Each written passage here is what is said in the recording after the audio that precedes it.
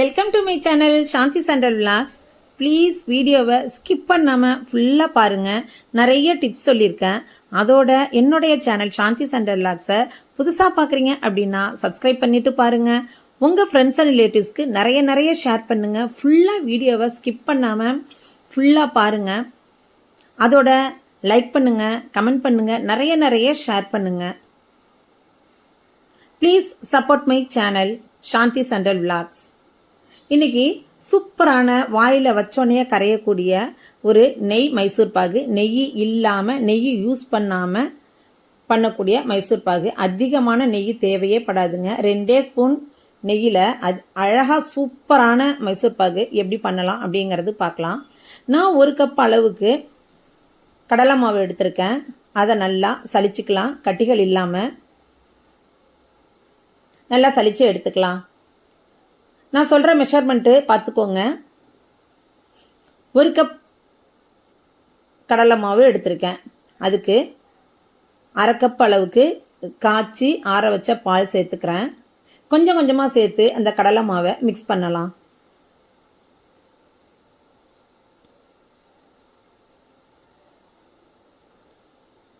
மீதம் இருக்கிற பாலை எல்லாத்தையும் சேர்த்து கட்டிகள் இல்லாமல் நல்லா கரைச்சி விடணும். உங்களுக்கு இந்த ஸ்பேச்சுலாவில் கரைக்கிறதுக்கு கஷ்டமாக இருந்துச்சுன்னா விஸ்கு வச்சு நல்லா கரைச்சி விடுங்க. கட்டிகள் இருக்கவே கூடாது.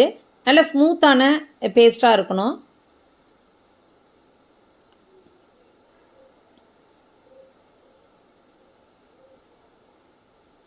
இந்த கலவையில் ஸ்வீட்டுக்காண்டி ரொம்ப கம்மியாக சால்ட்டு கொஞ்சம் சேர்த்துக்கலாம்.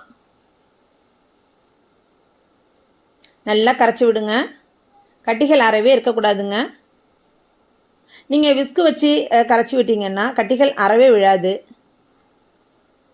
நல்ல கன்சிஸ்டன்சி எப்படி இருக்குது பாருங்கள். இந்த பதத்தில் இருக்கணும். 1 கப் கடலை மாவுக்கு 1/2 கப் பால் கரெக்டாக இருக்கும்.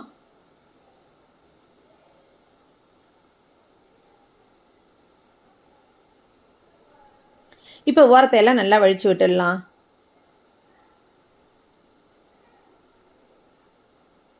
இப்போ இது இப்படி இருக்கட்டும். இதுக்கு நம்ம கேக் பண்ணுறதுக்கு கேக் டின் இருக்குது பார்த்தீங்களா, அதில் கொஞ்சம் ஒரு 1/4 ஸ்பூன் அளவுக்கு நெய் தடவி நல்லா ஃபுல்லாக அப்ளை பண்ணிக்கலாம். மைசூர் பாக் ட்ரே, எந்த ட்ரேவாக இருந்தாலும் இது எடுத்துக்கலாம். மைசூர் பாக் ட்ரே இல்லை கேக் ட்ரே எது வேணாலும் எடுத்துக்கலாம்.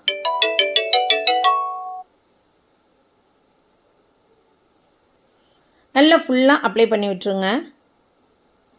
இப்போ ஒரு பேன் வச்சு அதில் 2 ஸ்பூன் மட்டும்தாங்க கீ சேர்க்குறோம். அந்த மைசூர் பாகுக்கு அதிகமான கீ தேவையே படாது. நெய் மைசூர் பாகு அப்படின்னாலே 1/4 லிட்டர் 1/2 லிட்டர் அந்த அளவுக்கு நமக்கு நெய் தேவைப்படும். ஆனால் இந்த மைசூர் பாகுக்கு 2 ஸ்பூன் போதுங்க. இதில் நல்லா மெல்ட்டான பிறகு, கீ நல்லா மெல்ட்டான பிறகு நம்ம கரைச்சி வச்ச கடலை மாவு கலவையை இதில் சேர்த்து கைவிடாமல் கிளறணும். நான் உங்கள்கிட்ட வீடியோ லென்த்தாக போகுங்கிறதுக்காண்டி ஸ்கிப் பண்ணி தான் காமிச்சிருக்கேன். பட் இது ஒரு 15 நிமிஷம் அளவுக்கு நம்ம நல்லா கட்டிகள் இல்லாமல் கலந்து விடணுங்க.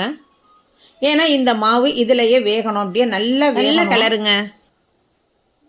நான் உங்கள்கிட்ட வீடியோவை ஸ்கிப் பண்ணி தான் காமிக்கிறேன். ஒவ்வொரு ஸ்டேஜ்லையுமே நான் காமிச்சிட்ருக்கேன் பாருங்கள். கைவிடாமல் கிளறிட்டே இருக்கணும். பிகினர்ஸ் மாரி நான்ஸ்டிக் பாத்திரம் இருந்தால் அதில் நீங்கள் கிண்டுனீங்கன்னா உங்களுக்கு ரொம்பவே ஈஸியாக இருக்கும். இல்லை அடி கனமான பாத்திரத்தை வச்சு நீங்கள் கிளறினீங்க அப்படின்னா ரொம்ப சூப்பராக வரும், ஒட்டாமல் வரும். ஒரு 5 நிமிஷத்துலேயே இது மாதிரி கட்டியாயிடுச்சு பாருங்கள். கொஞ்சம் திக்காக தான் இருக்கும். இருந்தாலுமே கைவிடாமல் நீங்கள் கிளறுங்க. இப்போ 1 கப்பு, அதாவது 200 கிராம் கடலை மாவுக்கு 3 ஸ்பூன் அளவுக்கு ரவை சேர்த்துருக்கேன். இந்த ரவை இதில் சேர்க்கும் போது டிஃப்ரெண்ட்டாக இருக்குங்க. அந்த மைசூர் பாகு நல்லா இருக்கும், சூப்பராக இருக்கும். இதையும் எல்லாத்தையும் நல்லா அந்த மாவோட மிக்ஸ் ஆகுற மாதிரி நல்லா கலந்து விடுங்க. வீடியோவை ஸ்கிப் பண்ணாமல் ஃபுல்லாக பார்த்தீங்க அப்படின்னாலே நான் என்னென்ன விஷயங்கள்லாம் இதில் சேர்த்துருக்கேன், எப்படி பர்ஃபெக்டான மைசூர் பாகு நெய் இல்லாமல், ரொம்ப அதாவது நெய் இல்லாமல்னா ரொம்ப அதிகமான நெய் இல்லாமல் மைசூர் பாகு செய்யலாம் அப்படிங்கிறது உங்களுக்கு தெரியும். நெய் மைசூர் பாகு அப்படின்னாலே 1/4 லிட்டர் 1/2 லிட்டர் நெய் யூஸ் பண்ணி தான் நம்ம செய்வோம். இப்போ பாருங்களேன், அடுத்த ஸ்டேஜுக்கு வந்துடுச்சு. இது மாதிரி உதிரியாக வந்துடும். நம்ம கலர்றதை பொறுத்து இருக்குங்க இந்த மைசூர் பாகு சாஃப்டாக ஆகுறது. நீங்கள் அரைவரையாக கலரி எடுத்துட்டீங்க அப்படின்னா வாயில் ஒட்டும். ஸோ நல்லா பர்ஃபெக்டாக நல்லா கலரிக்கிட்டே இருந்தீங்கன்னா தான் நல்லா அருமையாக இருக்கும் இந்த மைசூர் பாகு. பாருங்கள் எப்படி உதிரி உதிரியாக வந்துருச்சு பார்த்தீங்களா? கலரை பார்க்குறதுக்கே நல்லா அழகாக இருக்குது. இப்போ இதுக்கு நம்ம பாகு தயாரிக்கணும். 200 கிராம் கடலை மாவு ஒரு கப்பு நான் எடுத்தேன் இல்லையா, அதுக்கு 1/2 கப் அளவுக்கு சுகர், 1/4 கப் தண்ணி சேர்த்து பாகு காய்ச்சிக்கலாம். பாகு கம்பி பதம்லாம் பார்க்க வேண்டியதில்லை. சுகர் நல்லா கரைஞ்சா போதும்.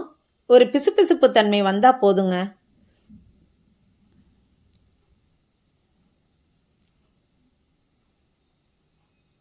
நல்லா கரைச்சி விடுங்க சுகரை.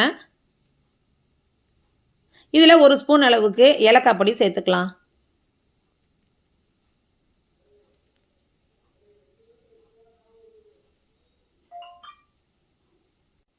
இப்போ நல்லா கலந்து விடுங்க. வீடியோவை ஸ்கிப் பண்ணாமல் பாருங்கள். இன்னொரு ஐட்டம் நான் இதில் சேர்க்க போகிறேன். பால் பவுடருங்க. 1 ஸ்பூன் அளவுக்கு பால் பவுடர் நான் இதில் சேர்த்துக்கிறேன். நீங்கள் எந்த பால் பவுடர் வேணாலும் சேர்த்துக்கலாம். 10 ரூபா பாக்கெட் வாங்கி கூட நீங்கள் சேர்த்துக்கலாம். இதில் சேர்த்து இந்த பாகில் நல்லா கட்டி விழாமல் நல்லா கிளறி விடுங்க. ஏன்னா இது அப்படியே கட்டியாகிடும், கட்டி கட்டியாக மிதக்கும். ஸோ விஸ்கு வச்சு நல்லா கலந்து விடுங்க. அந்த பால் பவுடர் பாகில் நல்லா மிக்ஸ் ஆகட்டும். இப்போ நல்லாவே பாகில் அந்த பால் பவுடர் மிக்ஸ் ஆகிடுச்சு. நம்ம கிளறி வச்சோம் இல்லையா அந்த கடலை மாவு கலவை, அதில் இந்த பாகை சேர்த்து கைவிடாமல் கலரணுங்க.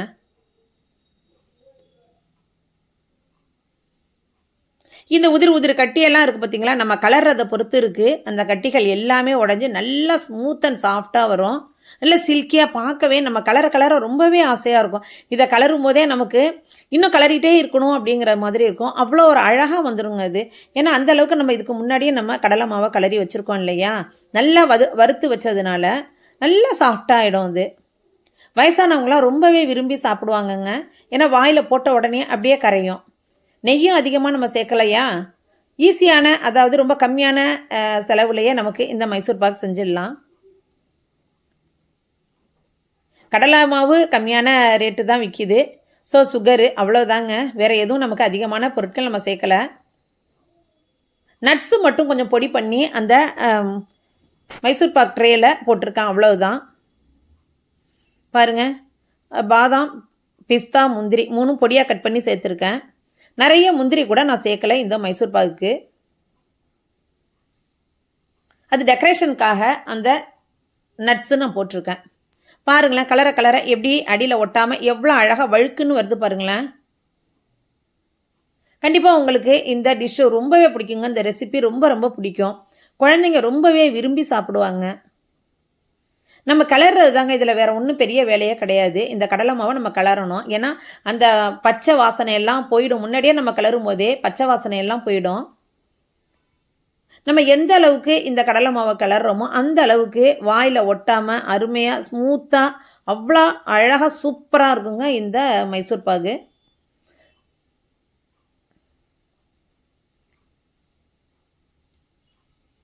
கண்டிப்பாக இதை நீங்கள் செஞ்சு குழந்தைங்கள்லேருந்து பெரியவங்க வரைக்கும் எல்லாருக்குமே கொடுத்துட்டு அவங்க என்ன சொல்கிறாங்கங்கிறது உங்கள் ஃபீட்பேக்கை எனக்கு கொடுங்க. கண்டிப்பாக புதுசாக பார்க்குறீங்க அப்படின்னா சாந்தி சண்டல் விலாக்ஸை சப்ஸ்கிரைப் பண்ணிவிட்டு பாருங்கள். உங்கள் ஃப்ரெண்ட்ஸ் அண்ட் ரிலேட்டிவ்ஸ்க்கு நிறைய ஷேர் பண்ணுங்கள். கண்டிப்பாக உங்களோட சப்போர்ட்டு எனக்கு அவசியம் தேவைப்படுது. Please support my channel Shanthi சண்டல் விலாக்ஸ். கரெக்டான பதம் வந்துருச்சுங்க. இப்போ இந்த ட்ரேயில் எடுத்து போட்டு நம்ம சமப்படுத்தணும். சமப்படுத்தி 1 மணி நேரம் ஆற விட்டுருங்க.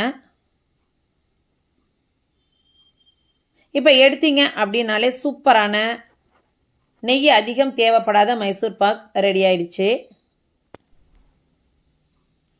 மேலே நீங்கள் தேவைப்பட்ட விதைகள், அதாவது பூசணி விதை, இதை கூட நீங்கள் மேலே டெக்கரேட்டுக்காண்டி போட்டுக்கலாம்.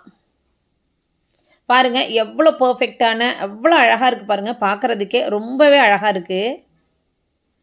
நீங்கள் இது என்ன ஷேப்பில் வேணாலும் கட் பண்ணிக்கலாம். டைமண்ட் ஷேப்பில் கூட கட் பண்ணிக்கலாம்.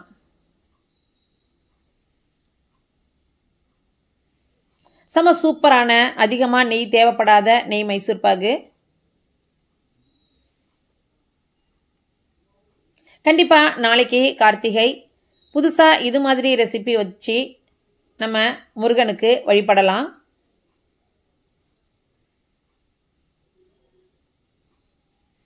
அவ்வளவுதாங்க, அருமையான மைசூர் பாக் ரெடி ஆயிடுச்சு. கண்டிப்பாக இதை நீங்கள் ட்ரை பண்ணி பாருங்கள். கண்டிப்பாக உங்கள் எல்லாருக்குமே ரொம்பவே இது பிடிக்கும். புதுசாக பார்க்குறீங்க அப்படின்னா சாந்தி சண்டல் விளாக்ஸை சப்ஸ்கிரைப் பண்ணிட்டு பாருங்கள். உங்கள் ஃப்ரெண்ட்ஸ் அண்ட் ரிலேட்டிவ்ஸ்க்கு நிறைய ஷேர் பண்ணுங்கள். வீடியோவை ஃபுல்லாக பாருங்கள்.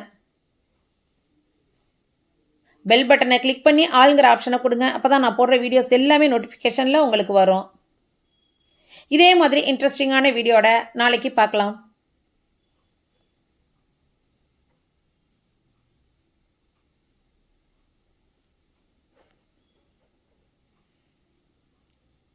தேங்க்யூ.